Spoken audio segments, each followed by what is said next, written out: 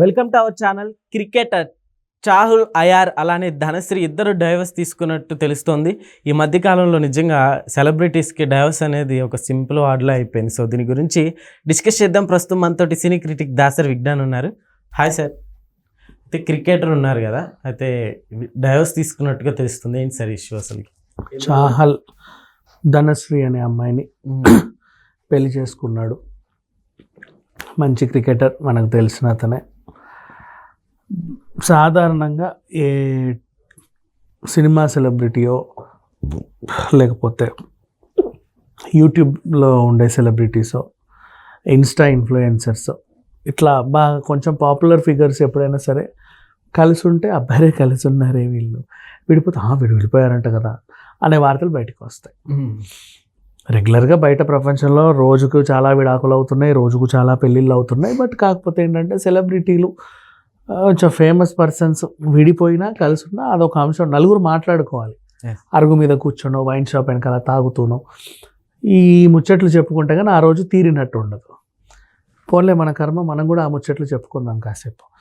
విషయం ఏంటంటే మనం ఎందుకు చెప్తున్నాము అంటే, నాకు టాపిక్ ఎందుకు చెప్పాలనిపించింది, మనకి నరేంద్ర మోడీ గారు రీసెంట్లీ ఏం చెప్పారు, ఒరే డెస్టినేషన్ వెడ్డింగ్లు అని చెప్పి ఎక్కడెక్కడికో వస్తున్నారు దేశాలు దాటి, ఇక్కడే చేసుకుంటామంటారా 10 మంది బాగుపడతారు మన వాళ్ళు అని చెబితే ఇక్కడిక్కడే ఘనంగా డెస్టినేషన్ వెడ్డింగ్లు చేసుకుంటున్నారు మన వాళ్ళు. నెక్స్ట్ నిన్న జయప్రకాష్ నారాయణ గారు లోక్సత్తా వ్యవస్థాపకుడు తనేమన్నాడు అంటే, ఒరే పెళ్ళిళ్ళకు పెడాకులకు అని చెప్పేసి లక్షలు కోట్లు తగలేయడం ఎందుకురా, ఆ కాపురాలు 4 రోజుల కంటే 5 రోజుల కంటే ఉండి చావట్లా, అది ఏదో నీ పిల్ల మీదో నీ పిల్లోడి పేరు మీదో నువ్వు ఇంత డిపాజిట్ చేసి ఈ ఖర్చు బదులు హాయిగా ఉంటారు కదా అన్నాడు. ఇప్పుడు చూడు, సచ్ ఎ బ్యూటిఫుల్ మెసేజెస్ ఇవన్నీ. ఎందుకంటే హంగు ఆర్భాటంగా పెళ్ళి అంటే అడిగితే ఎందుకండి ఇంత ఖర్చు, జీవిత కాలంలో ఒకసారి వచ్చే వేడుకండి అంటాడు. ఆ ఒక వేడుకనికి జీవితకాలం ఉండి చావాలి కదా. ఎంతమంది 100 మంది సెలబ్రిటీలకు పెళ్ళిళ్ళు అవుతుంటే మరి ఎవరి దిష్టి తగులుతుందో నాకు తెలియదు, కానీ అందులో సగానికి సగం మంది విడిపోతున్నారు, కలిసి ఉన్న వాళ్ళని కూడా విడగొడుతున్నారు. ఇంకా విషయం ఏంటంటే, శివబాలాజీ గారు వాళ్ళ ఆవిడతో చాలా బాగున్నాడు, వాళ్ళ పిల్లలతో ఇప్పటికి ఎంత హాయిగా ఉంటారంటే రోజు వీడియోలు పెడతారు. శివబాలాజీ మంది మీద విడాకులు. అదేం విడాకులో, గత 16 సంవత్సరాలుగా వీళ్ళ విడాకులే, ఇంకా వీళ్ళకి తీరల. సరే, ఇలాంటి వార్తలు మనం చూస్తూనే ఉంటాం తరచుగా. విడిపోయిన వాళ్ళు కూడా ఉన్నారులే, సోషల్ మీడియాలో ఫోటోలు పెట్టి. ముందు ఇప్పుడు నువ్వు వెడ్డింగ్ అని చెప్పేసి ఇవాళ రేపు ఎంత ఖర్చు పెడుతున్నావు, ప్రీ వెడ్డింగ్ షూట్ చేసుకుంటావు, కొన్ని లక్షలు ఖర్చు పెట్టి మంచి స్టార్ ఫోటోగ్రాఫర్ని పెట్టి.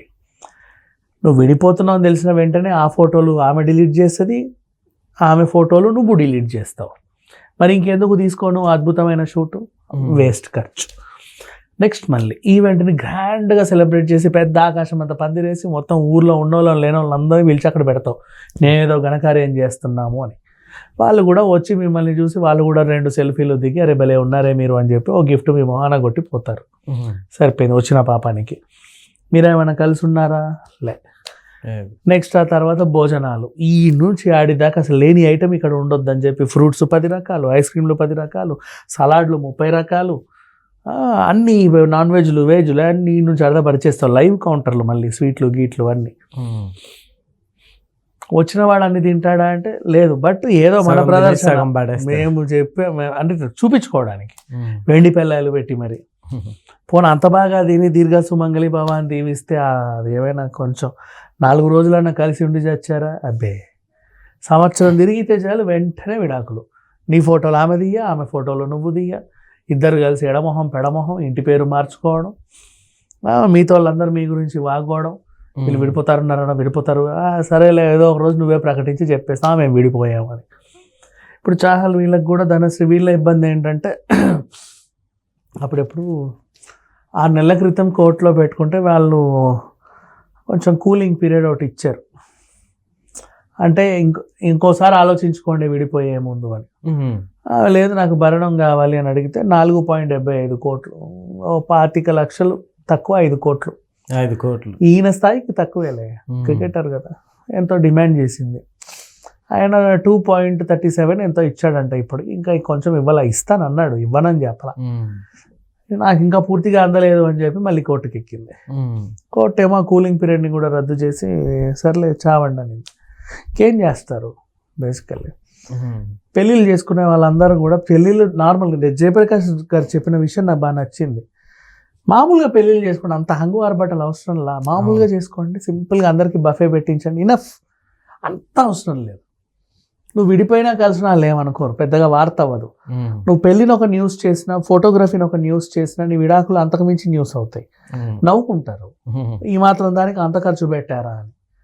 ఇప్పుడు అమ్మాయి పెళ్లి కోసం పొలాలన్నీ పెళ్లి చేస్తారు. అవును, అవసరం లేదు.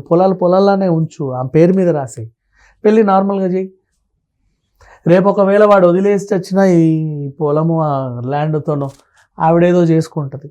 కొంచెం నువ్వు ఇంకేదో అమ్మి చేస్తావు, ఇల్లు అమ్మేసి చేస్తావు. ఏం అమ్మాల్సిన అవసరం లేదు ఈ రోజు రేపులో, ఎందుకంటే ఏ కాపురాలు సరిగ్గా ఉండి చావట్లా. మీరు పెళ్ళిళ్ళకి ఖర్చులు పెట్టొద్దు, ఎక్స్ట్రాలకు పోవద్దు చూపించుకుందామని. చాలా సింపుల్గా చేయండి. సరే వాళ్ళ కాపురం నిజంగా బాగా సాగింది అంటే 5 years wedding day, 10 years wedding day గ్రాండ్గా చేయండి. అది బాగుంటుంది. పెళ్ళై 5 సంవత్సరాలు యానివర్సరీలు ఉంటాయి, 5th యానివర్సరీ, అది గ్రాండ్గా చేయండి. మొత్తం అందరిని పిలిచి, ఎందుకంటే 5 సంవత్సరాలు అంటే చాలా గొప్ప విషయం అది. 10 ఏళ్ళు ఉన్నారా ఇంకా గ్రాండ్గా చేయి. అవును, ఈ మధ్య కాలంలో 25 ఏళ్ళు ఉన్నారా ఇంకా మొత్తం అసలు విజృంభించేసేయి. నిజంగా నీకు స్తోమత ఉంటే పెళ్ళికి అస్సలు పెట్టకండి, వద్దు. ఏదో పెళ్లి చేసుకుని ఏం లేదయ్యా మేము పెళ్లి చేసుకున్నాం చాలు. మీరు కలిసి ఉండి ఎన్ని ఎక్కువ రోజులు ఉంటే అంత గ్రాండ్గా సెలబ్రేట్ చేయండి, అది బాగుంటుంది. అయితే సార్, అసలు సెలబ్రిటీస్ అంటేనే సెలబ్రిటీస్కి ఎక్కువ డైవర్స్ అవుతున్నట్టుగా ఉంది. ఎందువల్ల అంటారు అసలుకి?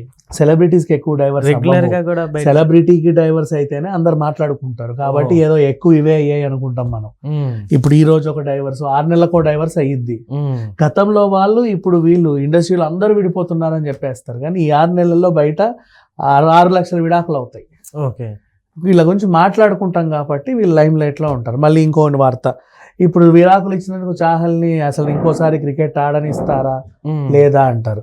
ఈ విడాకులకి ఆయన ఆటకి సంబంధం లేదు, వాళ్ళ ప్రొఫెషన్ వాళ్ళ ప్రొఫెషనే, పర్సనల్ లైఫ్ పర్సనల్. ఆయన ఎంత బాగా ఆడతాడో అది చూడండి. ఆ తర్వాత ధనశ్రీ వేరే వివాహం చేసుకోవచ్చు, ఈయన వేరే వివాహం చేసుకోవచ్చు. ఇన్ కేసు లీగల్గా వాళ్ళు విడిపోతే వాళ్ళ ఇష్టం, వాళ్ళ జీవితాల్లో.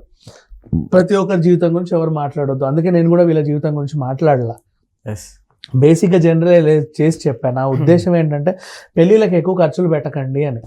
మీరు కలిసి ఉన్న ప్రతి యానివర్సరీని ఇంకా గ్రాండ్గా చేసుకోండి, పెళ్ళికి వద్దు, అసలు వద్దు. ఓకే, అయితే అసలుకి ఈ డైవర్స్ అనేది ఎందువలన అసలుకి ఇట్లా అవుతుంది అంటారు? అంటే అండర్స్టాండింగా, లేకపోతే అట్లా ఒకరికొకరు స్పెండ్ చేయకుండా? 100 రకాలు ఉంటాయి డైవర్స్లకి. 2 మనసులు కలవనప్పుడే, 2 టైంలు కలవనప్పుడే, 2 రుచులు కలవనప్పుడే డైవర్స్లు అవుతూ ఉంటాయి. అది కామన్ ప్రతి చోట, అంతే. ఎందుకు కానీ గొడవలు వచ్చిన ప్రతిసారి అంతకంతకు స్ట్రాంగ్ అవడానికి ట్రై చేయాలి, కానీ దాన్ని అని వెళ్ళిపోకూడదు. అలాగే దూరం పెరిగిపోతూ ఉంటుంది. గొడవలు అందరి విషయంలోనూ, అన్నదమ్ముల గొడవలు రావా? అలా విడిపోయారా? తల్లిదండ్రులకు గొడవ వస్తుంది, విడిపోయారా? తండ్రికి కొడుక్కి గొడవ వస్తుంది, తల్లికి కూతురికి గొడవ వస్తుంది, విడిపోరు.